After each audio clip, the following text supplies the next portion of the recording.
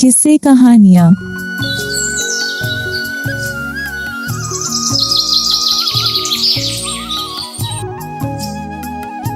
भारत के एक छोटे से गांव का नाम था सोनपुरा।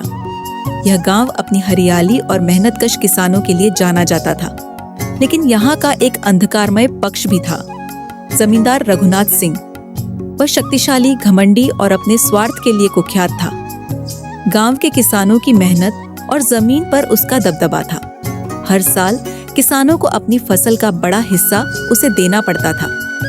रामलाल, गांव का एक ईमानदार और बुद्धिमान किसान, हर दिन अपनी छोटी सी जमीन पर मेहनत करता था। वह भले ही गरीब था, लेकिन उसमें अपने हक के लिए लड़ने का साहस और बुद्धि थी। एक दिन रामलाल अपने खेत में बैठा था। उसकी फसल लहलहा रही थी। हरियाली देखकर उसकी मेहनत का अंदाजा लगाया जा सकता था, लेकिन उसके चेहरे पर खुशी की जगह चिंता थी। उसकी पत्नी सरोजा ने देखा कि वह गहरी सोच में डूबा हुआ है। रामलाल, फसल तो इस बार बहुत अच्छी हुई है, फिर तुम इतने परेशान क्यों हो? सरोजा, तुम्हें पता है कि जब भी फसल अच्छी होती है, जमींदार हमारी सारी मेहनत छीन लेता है। इस बार भी वही होगा।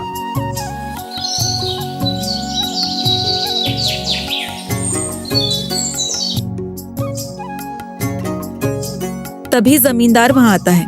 अरे रामलाल, इस बार तो फसल बहुत अच्छी लग रही है। हाँ मालिक, इस बार मैंने गेहूं की फसल लगाई है। मैंने इस खेत में अच्छी फसल हो, इसके लिए दिन रात मेहनत की है। अब तो मैंने कटाई भी कर ली है। अरे रामलाल, ये तो मेरी उपजाऊ जमीन का कमाल है, इसीलिए इतनी अच्छी फसल हुई है। जमींदार सारी अच्छी फसल ले जाता है। रामलाल घर जाके सारी बातें अपनी पत्नी को बताता है। तो क्या तुम यूं ही हार मान लोगे? मेहनत के साथ साथ बुद्धि का भी इस्तेमाल करो। कोई ऐसा रास्ता निकालो जिससे जमींदार को सबक सिखाया जा सके। रामलाल को उसकी बात गहरी लगी। उसने पूरी रात इस पर विचार किया। अगले दिन सुबह वह एक योजना के साथ उठा। जमींदार रघुनाथ सिंह अपनी हवेली के बड़े से बरामदे में आराम कर रहा था। उसके चारों तरफ नौकर चाकर खड़े थे। तभी रामलाल वहां पहुंचा। क्या बात है रामलाल, आज बड़े आदर से आए हो, क्या कर्ज लेने आए हो? नहीं मालिक, मैं इस बार अपनी फसल का हिस्सा आपको देना चाहता हूँ, लेकिन एक शर्त पर। शर्त? तू मुझसे शर्त लगाएगा? बोल, क्या शर्त है? आप तय करें कि आपको फसल का जमीन के ऊपर का हिस्सा चाहिए या जमीन के नीचे का। जो भी आप चुनेंगे वह हिस्सा आपका होगा। जमींदार को यह सौदा आसान और फायदे का लगा। उसने सोचा कि जमीन के ऊपर का हिस्सा सबसे अच्छा होगा। ठीक है, मुझे जमीन के ऊपर का हिस्सा चाहिए। अब देखते हैं तू क्या करता है। जैसा आप चाहें मालिक। रामलाल ने अपने खेत में आलू की फसल लगाई। जब फसल तैयार हुई तो जमींदार को खबर दी गई। वह अपने आदमियों के साथ खेत पर पहुंचा। मालिक, यहाँ तो सिर्फ पत्ते ही पत्ते हैं, फसल तो जमीन के नीचे है। रामलाल, ये क्या किया तूने? मालिक, आपने तो जमीन के ऊपर का हिस्सा चुना था। पत्ते तो जमीन के ऊपर ही होते हैं। जमींदार गुस्से से लाल हो गया, लेकिन उसने हार मानने से इनकार कर दिया। ठीक है, अगली बार मैं जमीन के नीचे का हिस्सा लूंगा, फिर देखता हूँ तू क्या करता है। जमींदार गुस्से में वहां से चला जाता है और रामलाल सारी अच्छी फसल लेके खुशी खुशी घर पहुंचता है। रामलाल सारी बातें अपनी पत्नी से बताता है। सुबह का समय, रामलाल अपने खेत पर काम कर रहा है। उसने इस बार गेहूं और मक्का बोई है। फसल लहलहा रही है। कुछ दिनों बाद फसल पककर तैयार हो जाती है। रामलाल जमींदार को सूचित करता है। जमींदार अपने आदमियों के साथ खेत पर जाने की तैयारी करता है। रामलाल ने पिछली बार मुझे बेवकूफ बनाया, लेकिन इस बार मैं उससे जीत कर रहूंगा। उसे सबक सिखाने का समय आ गया है। मालिक, लेकिन रामलाल चालाक है। वह हर बार नई चाल चलता है। मुझे लगता है इस बार भी वह कुछ ऐसा ही करेगा। इस बार उसका हर दांव फेल होगा। उसका दिमाग मैं चूर चूर कर दूंगा। उसे यह एहसास दिलाऊंगा कि जमींदार से चालाकी करने की सजा कितनी भारी होती है। जमींदार और उसके आदमी खेत पर पहुंचते हैं, लेकिन जैसे ही वह फसल के करीब जाता है, उसकी खुशी गुस्से में बदल जाती है। रामलाल, ये क्या किया तूने? यहाँ तो सिर्फ जड़ें बची हैं, पूरी फसल कहाँ गई? मालिक, आपने तो जमीन के नीचे का हिस्सा मांगा था। जड़ें तो नीचे ही होती है। जमीन के ऊपर का हिस्सा मैंने काट लिया और अपने काम के लिए रख लिया। जमींदार को गुस्सा आता है, लेकिन वह समझता है कि रामलाल ने उसकी शर्त का पालन किया है। वह चुपचाप लौट जाता है, लेकिन मन ही मन नई चाल की योजना बनाता है। रात का समय, जमींदार अपने आदमियों के साथ बैठा है।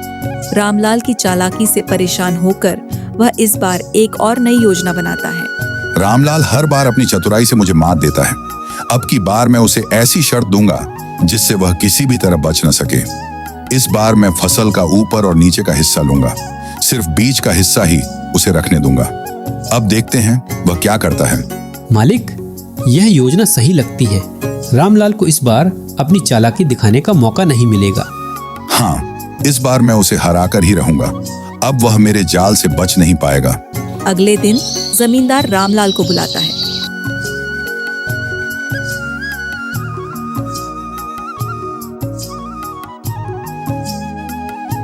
रामलाल, इस बार मैं एक नई शर्त रखता हूँ।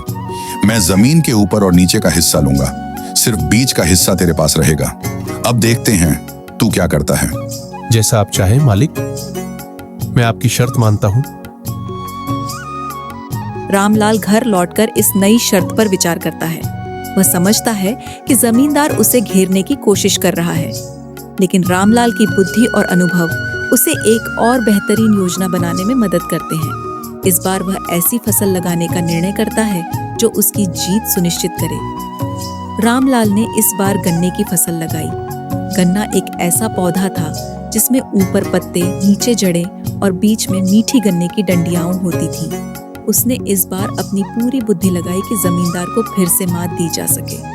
फसल तैयार हो चुकी थी। जमींदार को सूचना दी गई और वह अपने आदमियों के साथ खेत पर पहुंचा। रामलाल, इस बार मैं तुझे हराकर ही रहूंगा। ऊपर और नीचे का हिस्सा मेरा है, तुझे सिर्फ बीज का हिस्सा मिलेगा। अब देखते हैं तेरी चालाकी कैसे काम करती है। जमींदार गन्ने के लहलहाते खेत को देखकर खुश हो जाता है। उसे लगता है कि उसने इस बार रामलाल को पूरी तरह हरा दिया है, लेकिन कुछ ही देर में जमींदार सब समझ जाता है। मालिक, यह ऊपर की पत्तियां तो सिर्फ जानवरों के चारे के काम आती हैं और यह नीचे की जड़ें बेकार हैं। इससे तो कोई फायदा नहीं होगा। जमींदार यह सुनकर परेशान हो जाता है और रामलाल की ओर गुस्से में देखता है। रामलाल, तूने मुझे फिर से बेवकूफ बनाया। मालिक, आपने खुद कहा था कि आपको ऊपर और नीचे का हिस्सा चाहिए। गन्ने की पत्तियां ऊपर होती हैं और जड़ें नीचे। बीच का हिस्सा मेरे पास है और वहीं गन्ने की मिठास होती है। मालिक, मेहनत से यह मिठास मिलती है। जमींदार का क्रोध शांत होता है और वह शर्म से भर जाता है। वह समझ जाता है कि उसकी हर चाल रामलाल की बुद्धि के आगे छोटी पड़ रही है। रामलाल, मैं हार मानता हूँ। तुम्हारी मेहनत और बुद्धि को सलाम करता हूँ।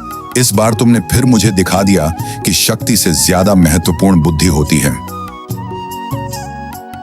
गांव वालों को जब यह बात पता चली तो उन्होंने रामलाल की तारीफ की। रामलाल, तुमने न केवल अपनी बल्कि हमारी भी मेहनत बचाई। अब हम बिना डर के खेती कर सकते हैं। शिक्षा, यह कहानी हमें सिखाती है कि कठिन परिस्थितियों में भी धैर्य और बुद्धि का इस्तेमाल करें। ताकत और घमंड अस्थायी होते हैं, लेकिन ईमानदारी और चतुराई से हर समस्या को हल किया जा सकता है।